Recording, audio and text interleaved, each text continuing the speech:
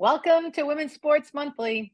I'm Digit Murphy, your host, and I am here with Alexis Moed from the Islanders these days. Alexis was the former GM of the Connecticut Whale in the PHF. We're good friends. She went to Boston College. She's a great coach, and she coaches for the Islanders, runs their whole program. And I said, Alexis, will you come on the show because you're a local legend? You're from Connecticut. A lot of our broadcasters are our broadcast is in Connecticut. So let's go. Welcome, Alexis. Digit, how are you? Oh my God, I'm awesome. Do you like my Barbie pink? So Alexis, what are you doing these days since the PHF just went poof out of thin air?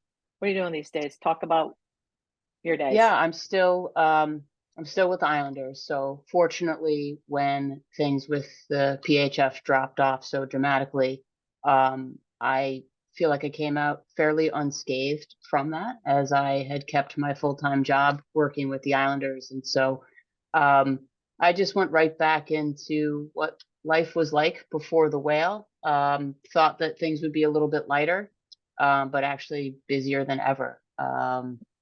Took on some new responsibilities at the Northwell Health Ice Center, which is the official practice facility of the Islanders. And our Islander girls program is growing. We've already had our first round of tryouts for 8 through 12U.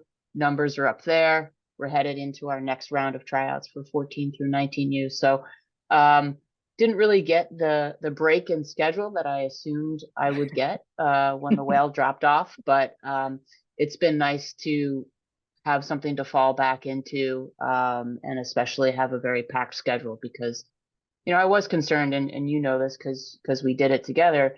Your life is a little bit of a whirlwind when you're running a team, a pro team, and for as much as you may welcome that break, you wonder what type of hole that's gonna leave and how that's gonna feel.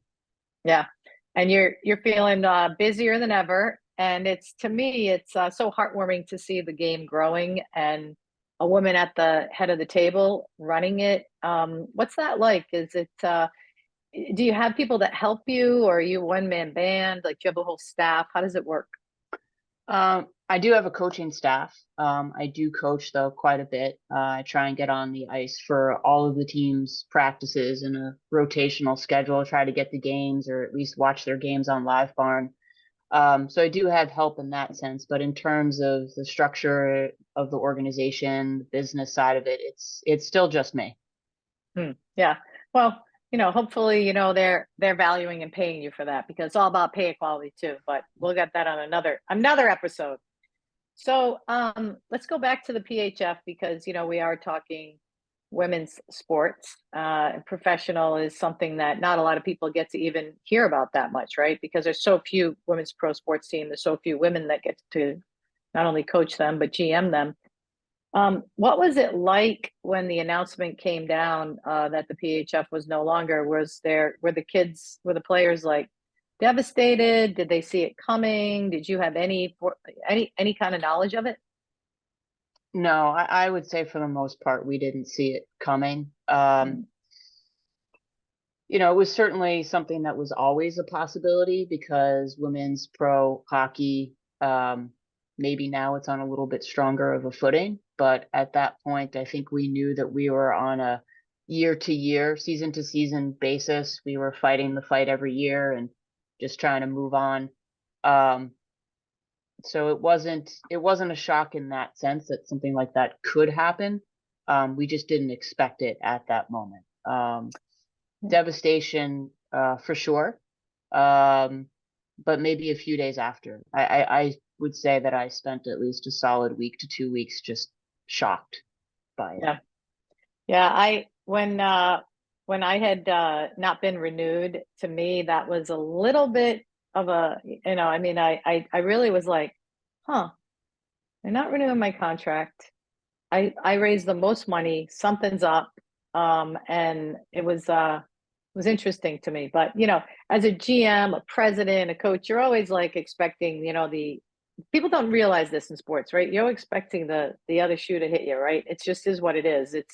it just comes at not a moment's notice. So, when people are like, oh my gosh, all these people, they get fired. There's just so much movement in pro sports. So, I kind of thought something was up, but, I just went on my merry way and thought we'd start something else. But Yeah, I let's, mean, we yeah, we were go in the ahead. middle we were in the middle of signings, and there was maybe a little bit of a slowdown with some Mm, decisions, which was certainly, to me, I didn't read it as an indication that this was yeah, coming, but I did feel that there was something in the air.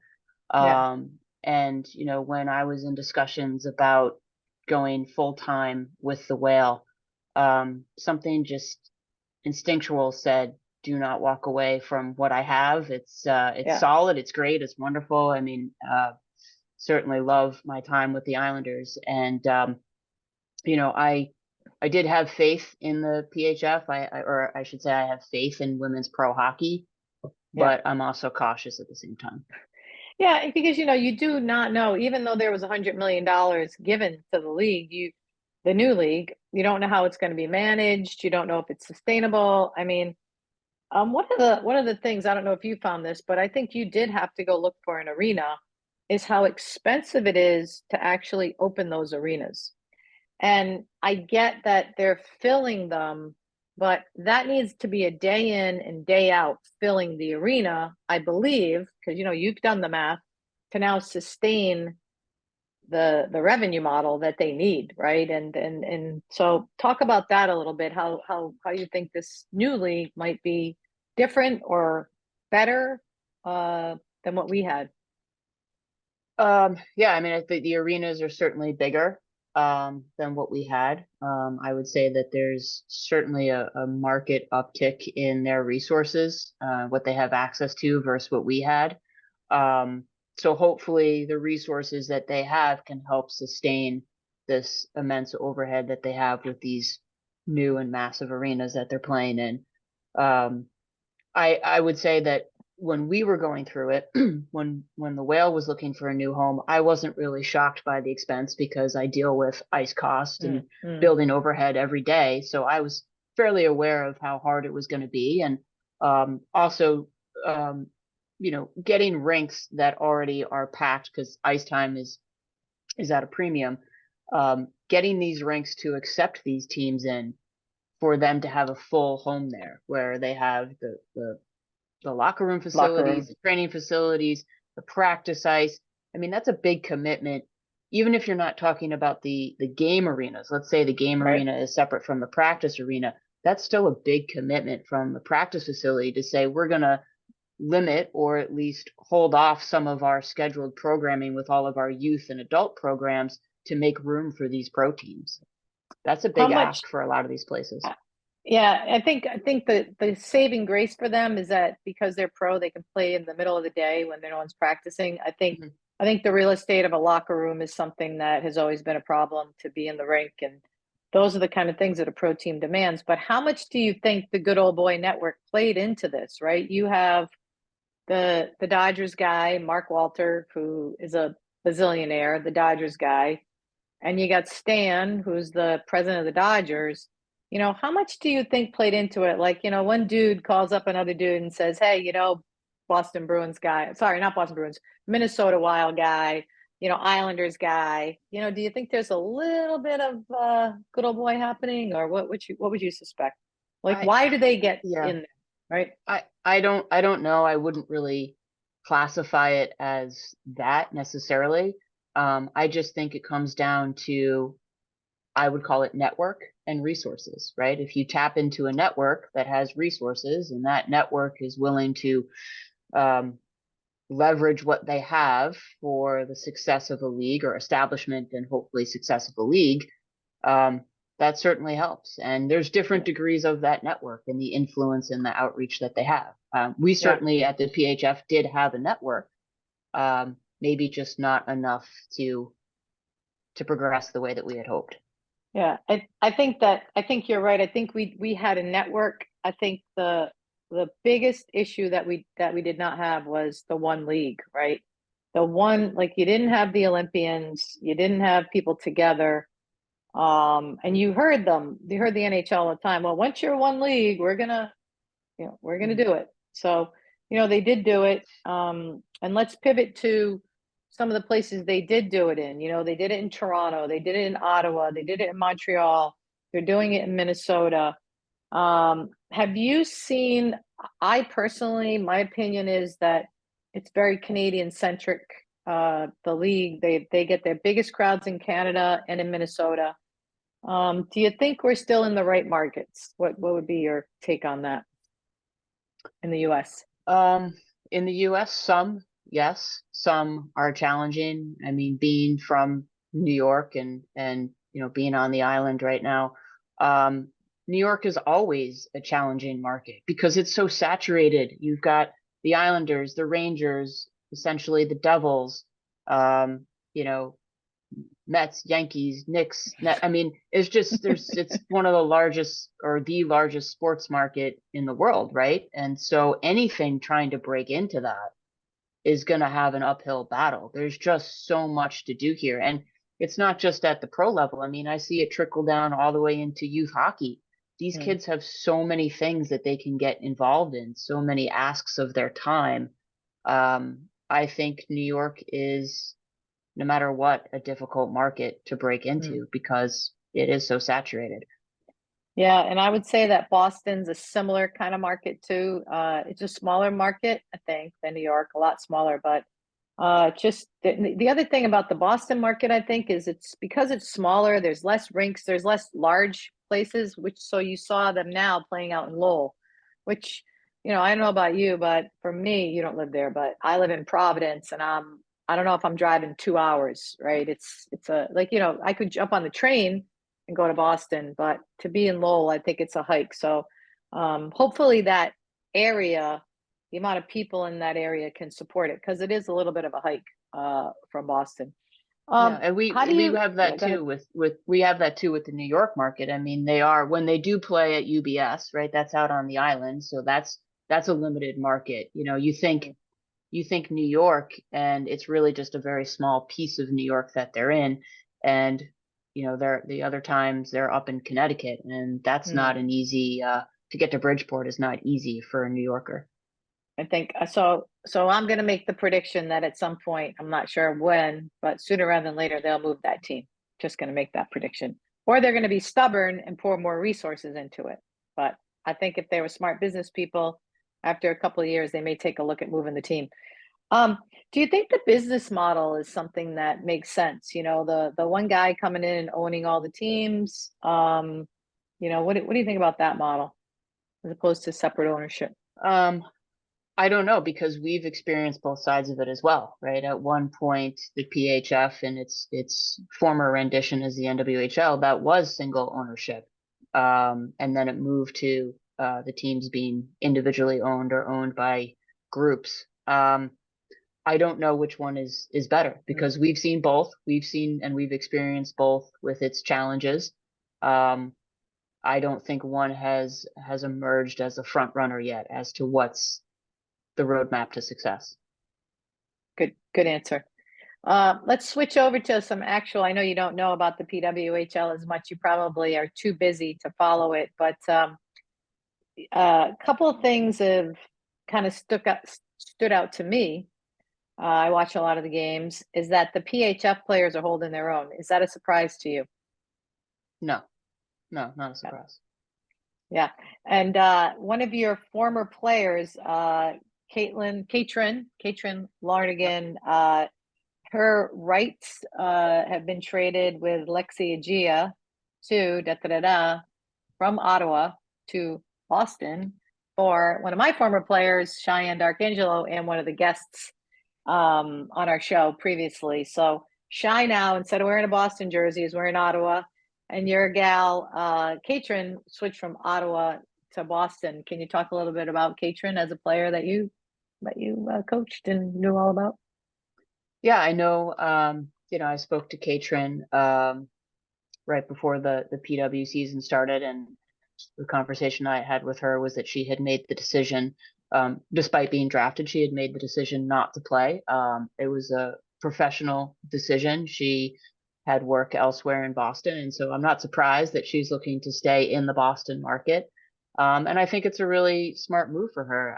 I'm assuming, I don't know, but I'm assuming that she's continuing her work in the youth hockey market in Boston.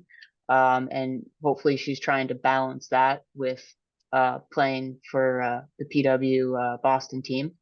And no, she's a great player, and she was great to have as part of the Whale. And I'm happy for the time that I had her on the team.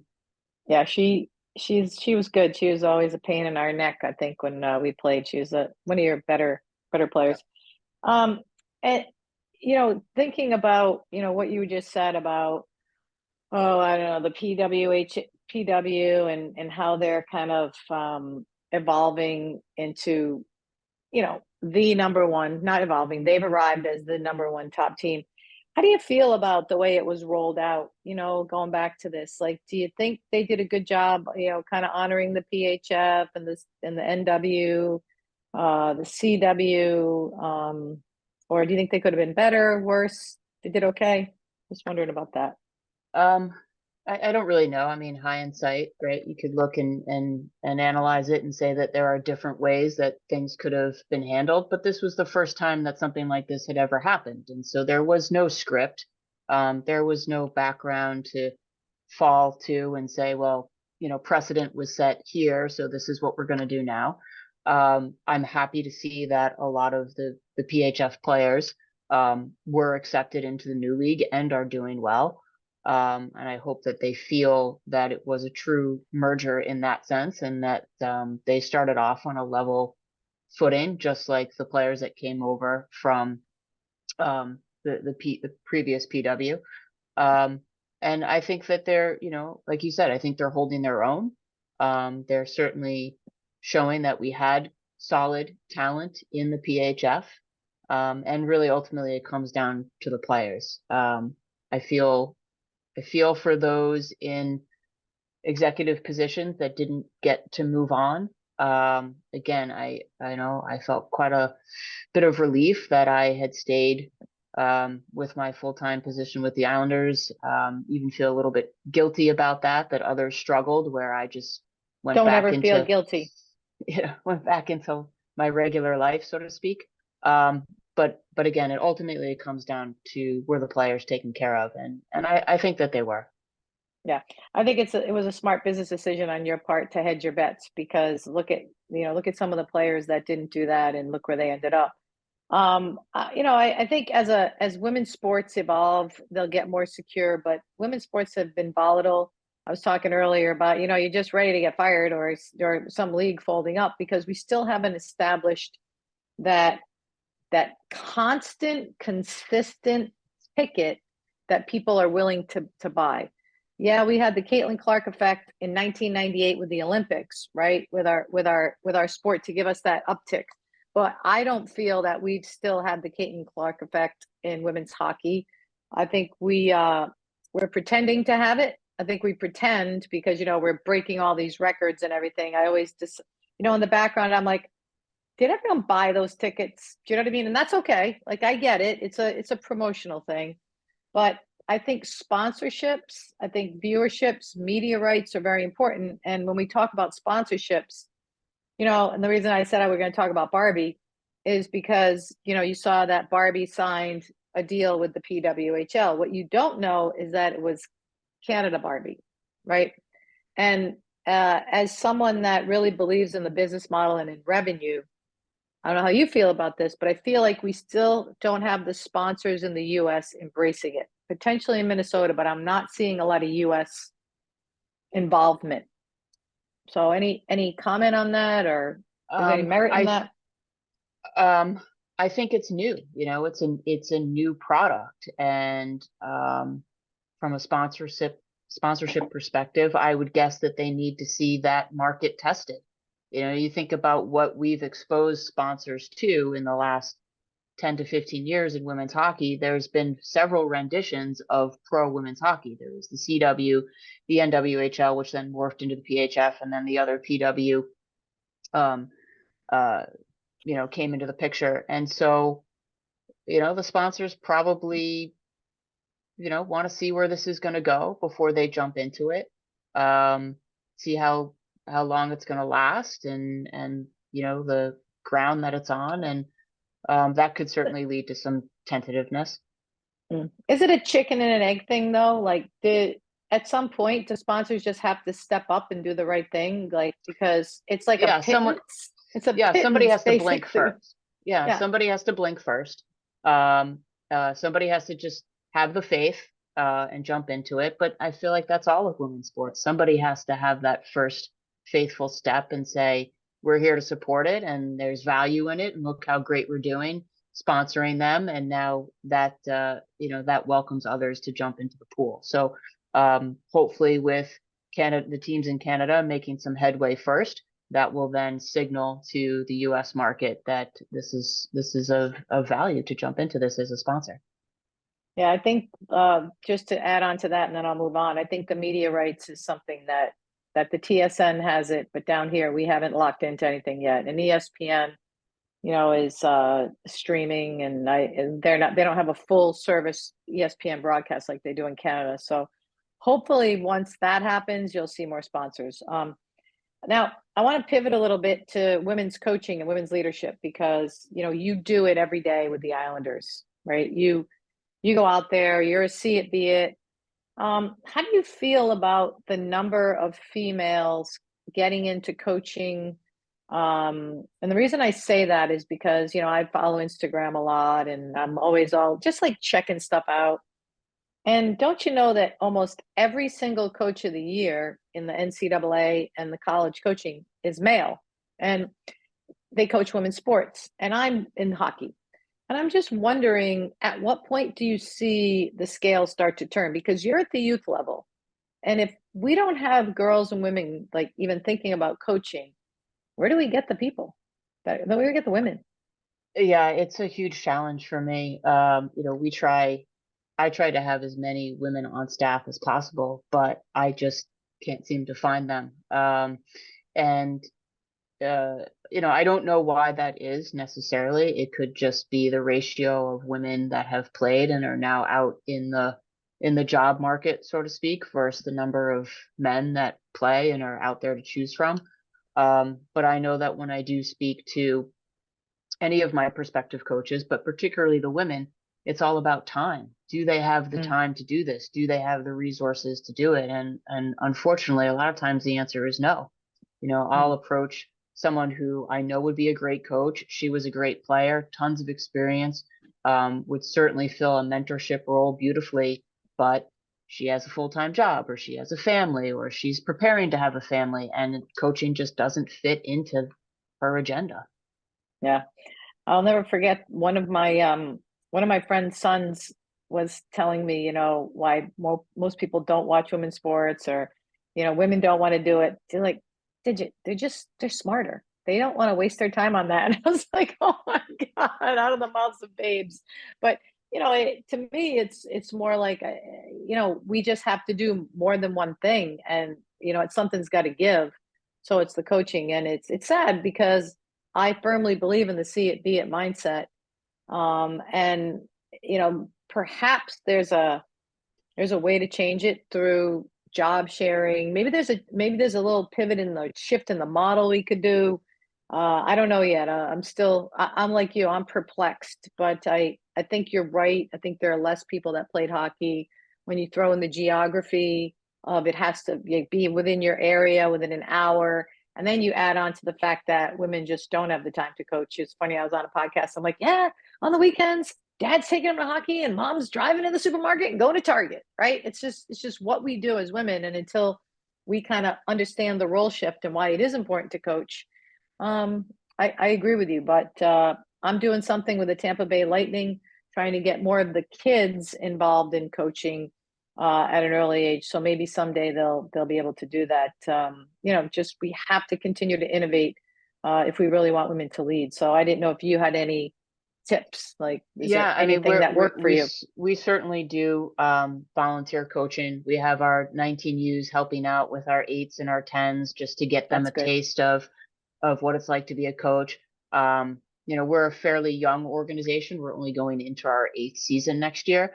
but I do That's have it. a lot of graduates that are in college and they're playing, and I'm staying in touch with them and trying to show them the value of coming back and coaching and trying to figure out.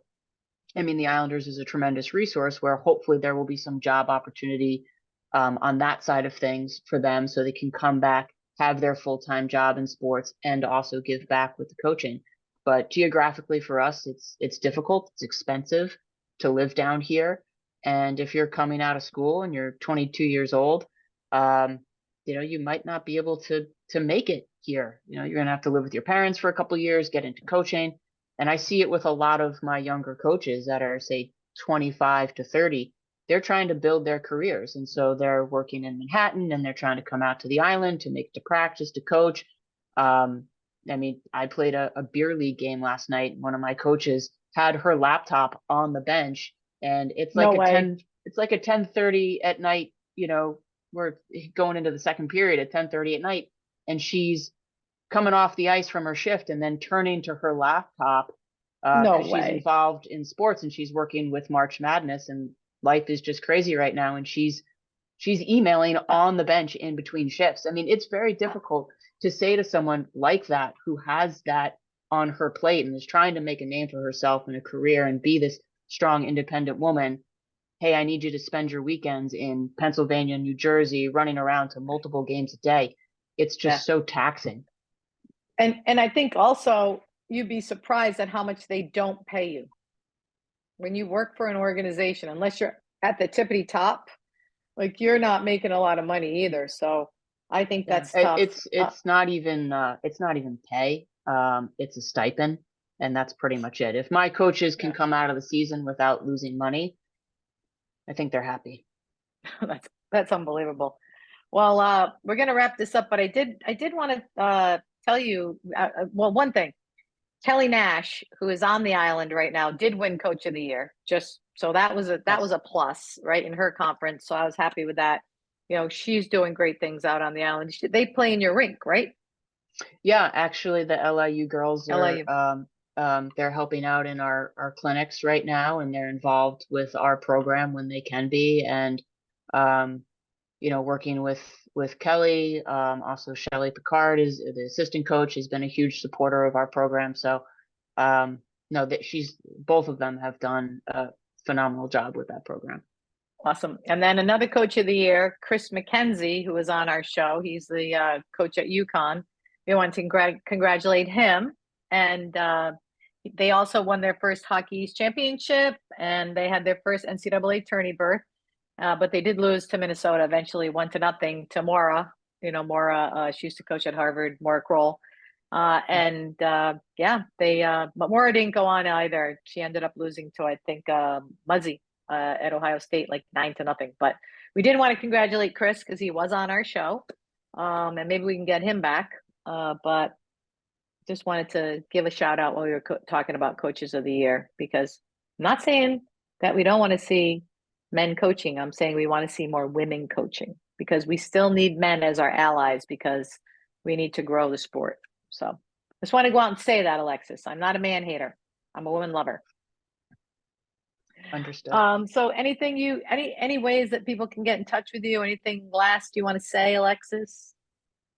Yeah, if there's anyone in the area that's looking to support the Islanders girls program in any way, you have a player, you're interested in coaching, you're interested in sponsoring the program. We do have a sponsor with National Grid who's been a great partner in providing some scholarships for our players.